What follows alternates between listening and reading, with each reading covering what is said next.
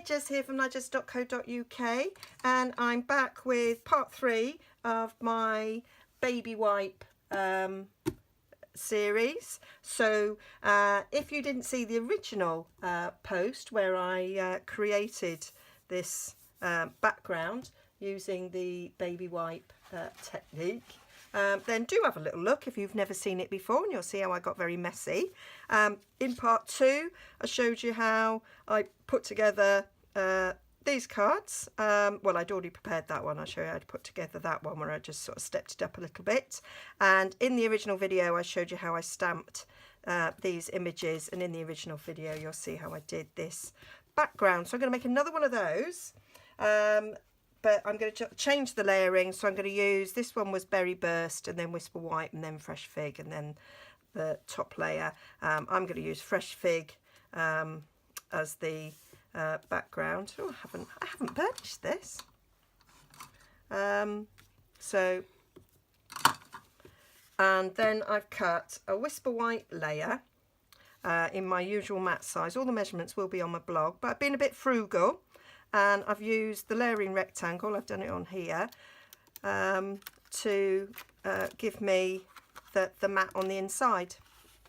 See, some people call me frugal, some people say I'm tight, whichever you like. I just like saving money in cardstock. Okay, so that's what I did there. And then I've done my next layer, and I've used the layering rectangles, and I've cut the frame from what will be my next layer using these two layering rectangles. You then get a bit like that you can use for another project.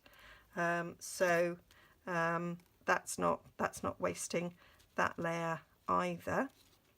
And then, so these are my new two normal matte sizes that I would do. Not very often I do a third matte, and so that's just a 1/4 of an inch smaller. I will put all of the dimensions over on my blog as per usual, and then that's just going to go on there. So it's like almost identical, just change the colours a little bit. So when you cut your layers like this, I always glue down the bottom layer first, because you want to get that in place.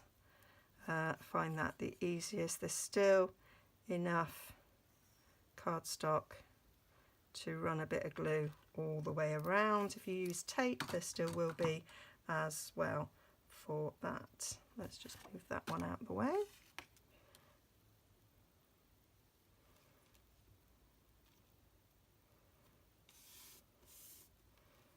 A little bit of wiggle,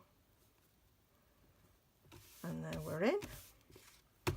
And then we'll put the next one on. Still got quite a lot. You could gut that even further, but I'm quite happy with what I've done. So I stick that one down. Slight fluffy edge there.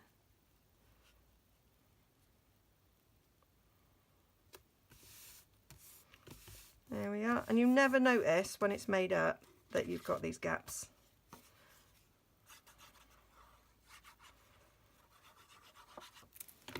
So very quick, very lovely cards made up after making all that lovely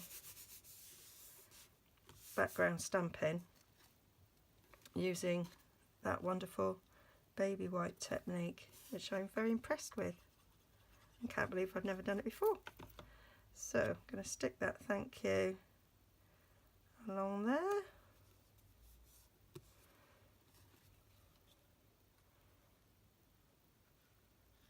I think this might be going out to my customers because I so enjoyed it. I might make some more, I might do some different colours.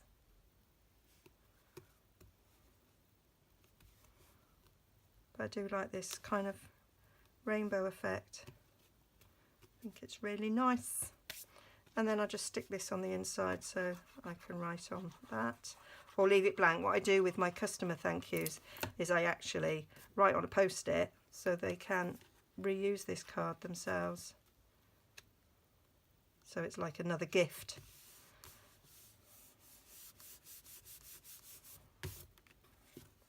So there we have it. So quite quick once you've got your background. Could of course you do this with DSP if you wanted to, similar sort of effect. Quite a nice sort of simple card with a simple statement. Okay, all the measurements for those layers will be on my blog, nigezza.co.uk. Don't forget to like and subscribe, and if you want to buy anything, there are links to my shop both down below and on my blog. Okay, see you again soon.